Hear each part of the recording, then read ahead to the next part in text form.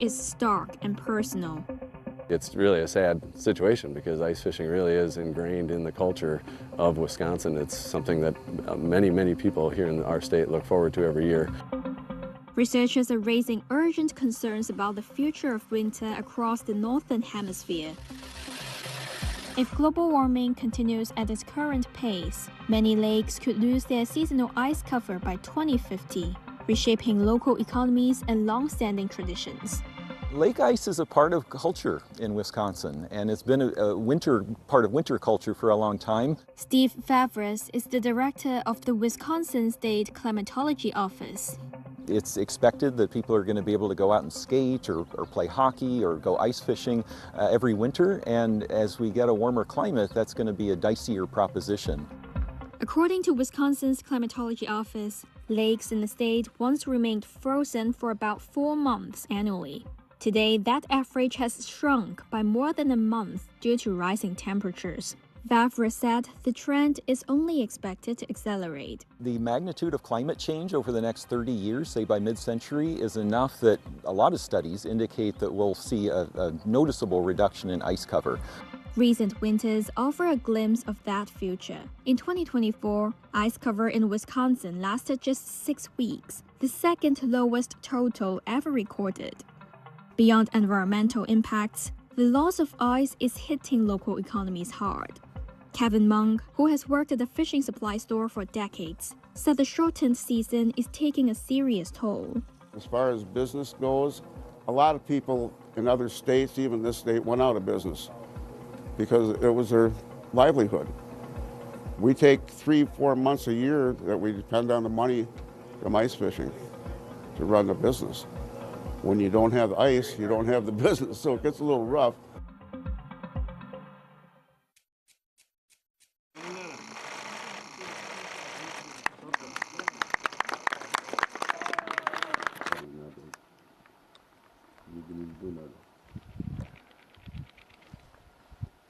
We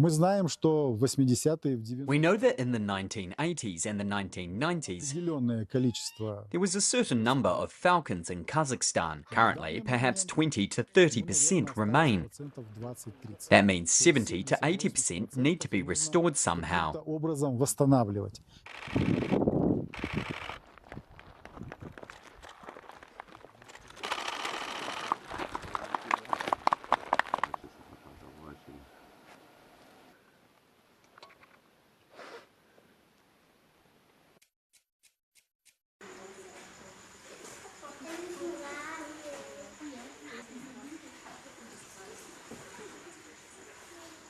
Also das Schabrackentape-Jungtier ist am Mittwochnachmittag geboren.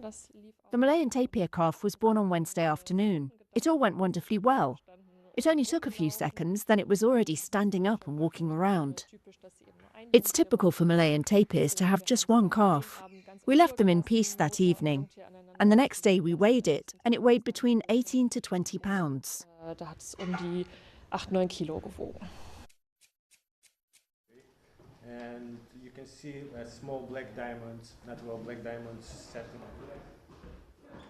This is a T-Rex liver handbag. So it was grown in a lab-grown leather limited in Newcastle upon Tyne, and then tanned and made into leather, and then delivered to Enferon Levy to create this stunning bag that we have here.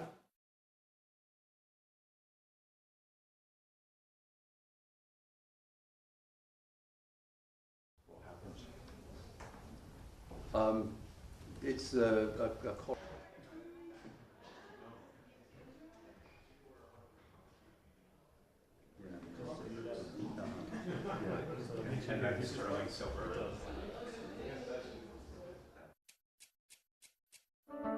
This is the world's largest urban coffee plantation, located in Brazil's sprawling city of Sao Paulo. In early March, it welcomed around 1,500 new coffee plants, as researchers prepare to study their capacity to resist pests and climate change. Brazil is the world's top producer of Arabica coffee. It's also the second biggest producer of Canephora coffees, which include varieties like Robusta and Conilon. The plantation, Sao Paulo's Biological Institute, was established in 1927. Its mission was to tackle a crisis caused by pests, like the coffee berry borer beetle, which devours the beans hidden inside coffee cherries. Researcher and agricultural engineer Harumi Hojo said that over the years, the institute began to investigate other factors affecting coffee plants, like soil and climate. This plantation's in a neighbourhood which already boasts over 2,000 coffee plants. It's now welcomed Arabica varieties billed as resistant to pests and coffee rust, a type of fungus, as well as other plants more tolerant of drought-like conditions. Hojo said it would be valuable in the future to have coffee plants that can hold out for irrigation with captured rain, rather than possibly scarce groundwater sources. We know that climate change and water issues are a problem for our future. If, after all this, we can still manage, not by doing irrigation, but by irrigating something with rainwater harvesting, so that we can collect all the rainwater and, when there's a problem, irrigate not with water that's already depleted, but with what we've collected, I think that's great.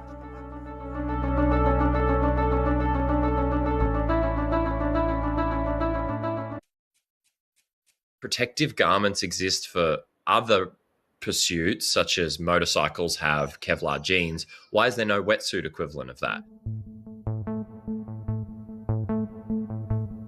My name is Andre Burrell, CEO of Shark Stop, and we have developed one of the world's first shark bite resistant wetsuits.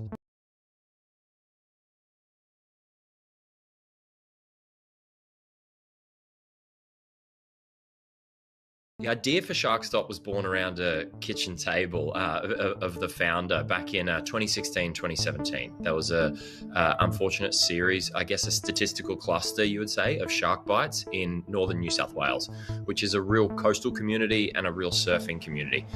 So these shark bites were really tragic, obviously, to the victims and the victims' families, but also to the whole community. I think there's a way that you can coexist. Sharks can share the ocean with us, or we can share the ocean with sharks. The way to help that to happen and facilitate that, I guess, culture of coexistence is to make shark bites, A, happen less, but B, make them more survivable when they do happen.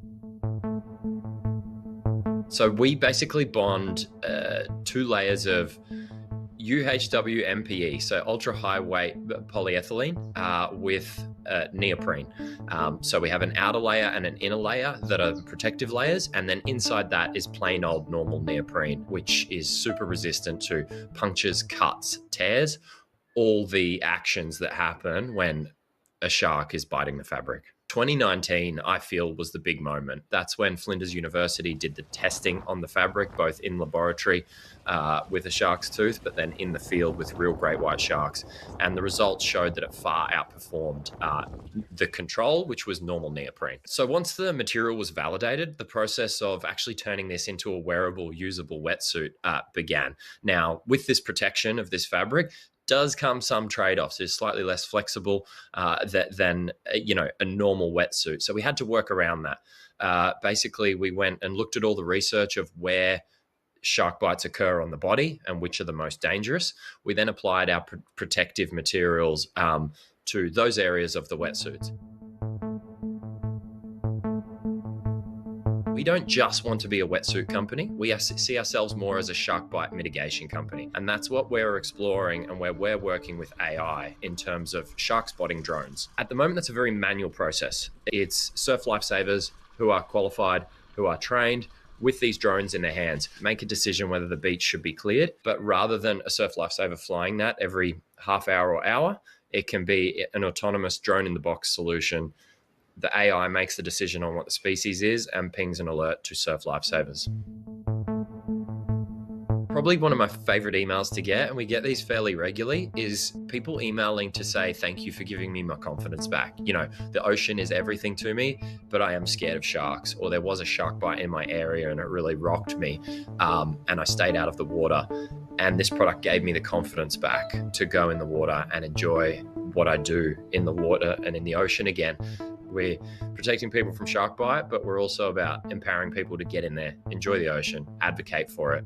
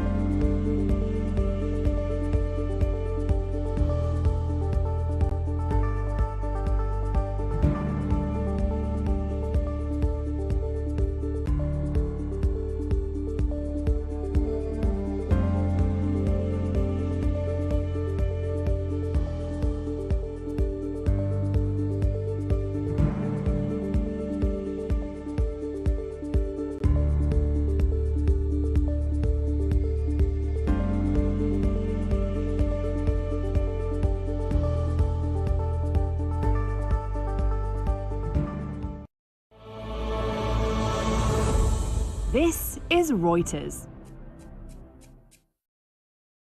The United States government on Sunday said it had rescued an airman caught behind enemy lines after Iran shot down his F-15 fighter jet. The downing of the plane had triggered a high-profile search by both Tehran and the US. The Pentagon did not immediately respond to a request for comment. It resolves one crisis for President Donald Trump with the war on Iran in its sixth week. The conflict has killed thousands, sparked an energy crisis, and threatens lasting damage to the world economy. That's after Iran virtually shut the vital Strait of Hormuz. Trump and Israel stepped up pressure on Saturday for Iran to open the strait or face attacks on energy facilities.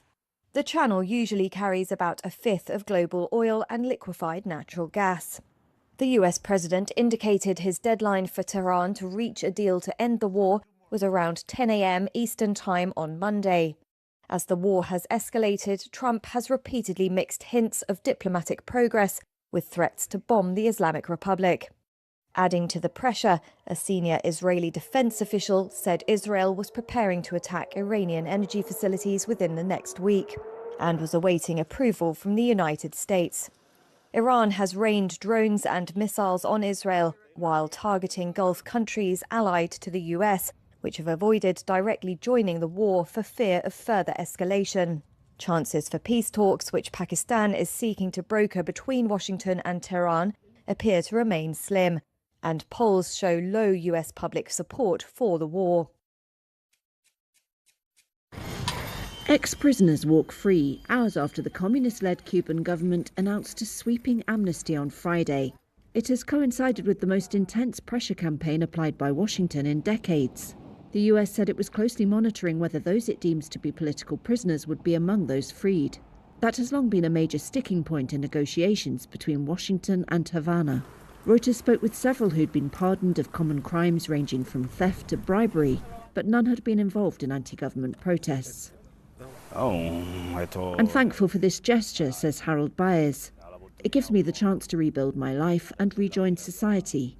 More than 2,000 prisoners are set to be released as part of what Cuba's state-run media has called a sovereign and humanitarian gesture, the largest such amnesty in 10 years.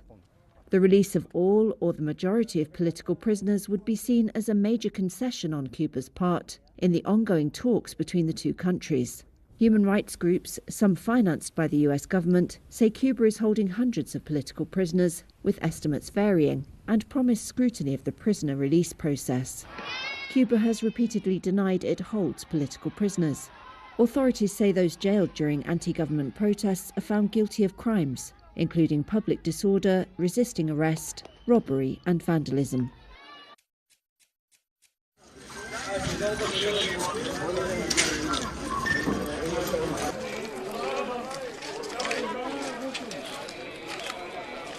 Missile hit his house, of course, and the whole house was destroyed, and Moshe was saved miraculously. He was in the safest place in his house, and he was saved uninjured. And right now we're going to be helping him with shock and all of the emotional support he needs, as well as the bureaucratic procedures that need to take place.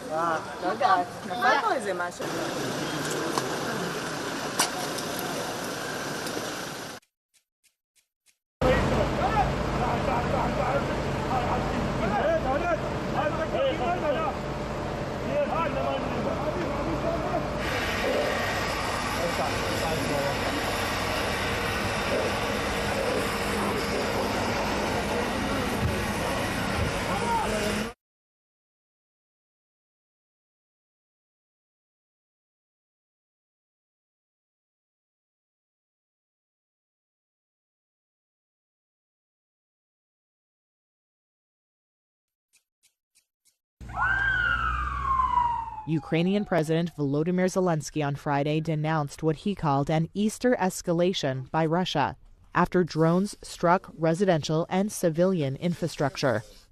In the northeastern city of Kharkiv, at least 2 people were killed and dozens were wounded, according to officials.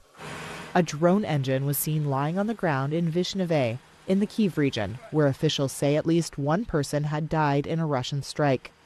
Some 30 miles south, an apartment block was hit. Since the beginning of the war, Russia has mainly carried out major drone and missile strikes at night. In recent weeks, it has repeatedly sent hundreds of drones and missiles during the daytime. Ukraine's Air Force spokesman said Russia is using new routes, new drones, and new tactics. A veterinary clinic in the Kyiv region was also damaged in a strike. First responders rushed to the scene as vets worked to revive animals. Officials say around 20 animals were killed.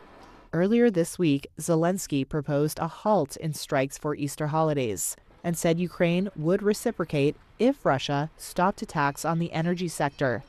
Moscow rejected the idea.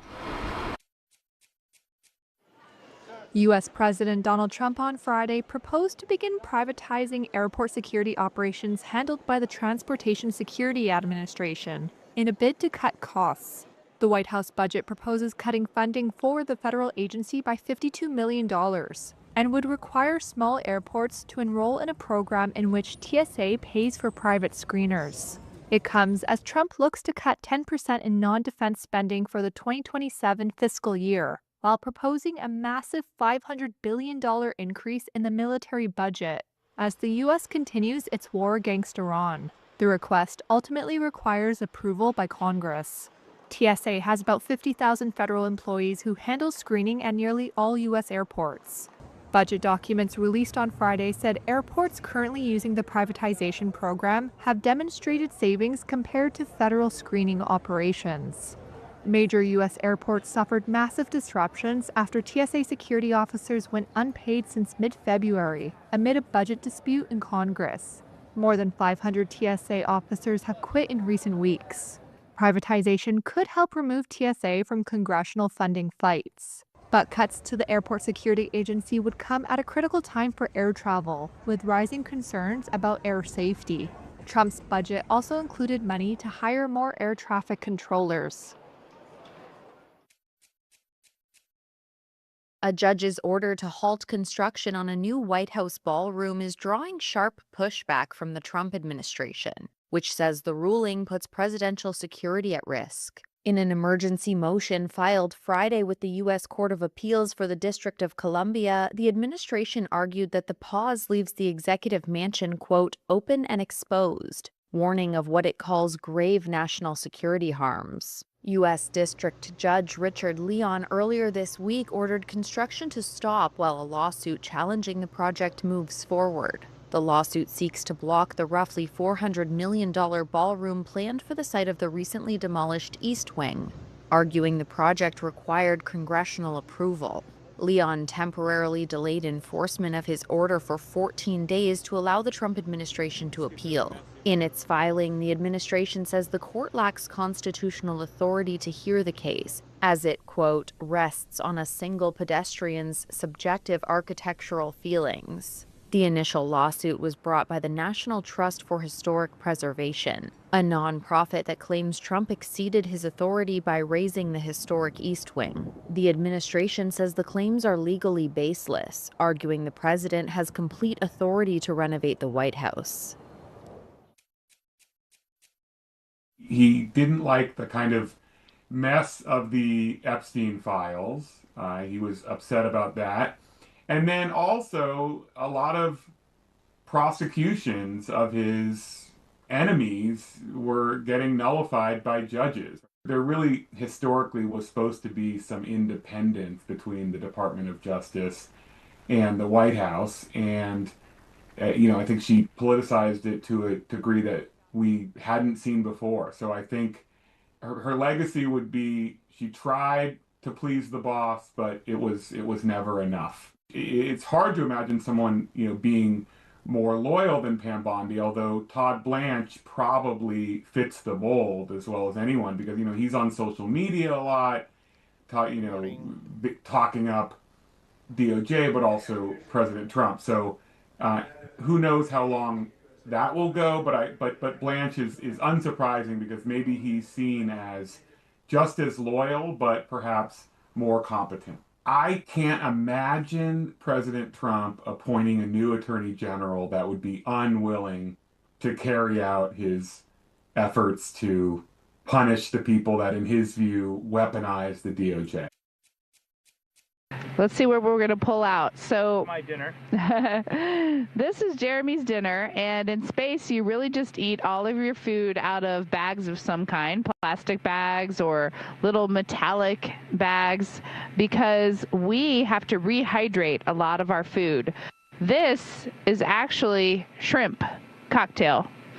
And this has been rehydrated already, so we added water to it, and the shrimp soaked back up the water, and it's actually pretty tasty.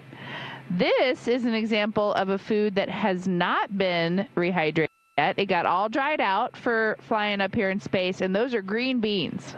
So we do have to eat our vegetables even in space, but don't worry, they do give us mac and cheese. U.S. job growth rebounded sharply in March, with non-farm payrolls increasing by 178,000, marking the biggest increase in 15 months. It followed a sharp decline in February, but the rebound is overstating the labor market's health. The healthcare sector accounted for most of the job gains, adding 76,000 positions, though around half were from employees returning to work at physicians' offices following a strike. Employment also increased at hospitals. And warmer weather gave a boost to construction employment, which increased by 26,000 positions. Economists said it is too early to capture the fallout from the Middle East conflict, with some expecting that it could become evident by next month. The national average retail gasoline price this week topped $4 a gallon for the first time in more than 3 years. This will feed through to higher inflation and erode households' purchasing power, offsetting some of the strength in wage growth and slowing spending. Since becoming the first US-born leader of the Catholic Church, Pope Leo has largely avoided comment on his home country. He'd never mentioned President Donald Trump publicly until now. President Trump. But that era has come to an end, according to Reuters Vatican correspondent Joshua McElwee. Some Vatican officials have been telling me for the past 10 months that Pope Leo is quite cautious about how he talks about the United States. What seemed to change this week is that Pope Leo has become more and more vocal in criticism of the U.S. and Israeli strikes on Iran that began the Iran war that is now in its second month. The Pope on Palm Sunday, which is the celebration that opens Holy Week for Catholics, the most important week of the year, gave a homily in which he said that God rejects the prayers of those who wage war because they have blood on their hands. This is a very strong thing for the Pope to say. Those comments were interpreted by conservative Catholic commentators as aimed at US Defense Secretary Pete Hegseth. May his almighty and eternal arms, who's previously invoked Christian language to justify the joint US-Israeli military action. The Pope's sharp criticism of the Iran war and his direct naming of Trump on Tuesday marks a significant shift in tone from the pontiff. Hopefully he's looking for an off-ramp. Hopefully he's looking for a way to decrease the amount of violence, of bombing. The Pontiff Leo chose to use an American colloquialism the president and administration officials would understand. I think broadly speaking, Vatican officials, like much of the world, are aware that President Trump is taking a lot of moves that are controversial and divisive, and they're quite worried about the direction of the world. They're worried about the atmosphere of violence in the Iran war, but also in Trump's decision to remove President Maduro in Venezuela, or Trump's threats against Cuba and possibly looking for regime change in Cuba. And I think generally there's a great concern for where will the world be in the next few years, and what should the Vatican's voice, what should the Pope's voice be calling for? Leo on Thursday began 4 days of Vatican events leading up to Easter Sunday, when he will deliver a special blessing and message from the balcony of St. Peter's Basilica.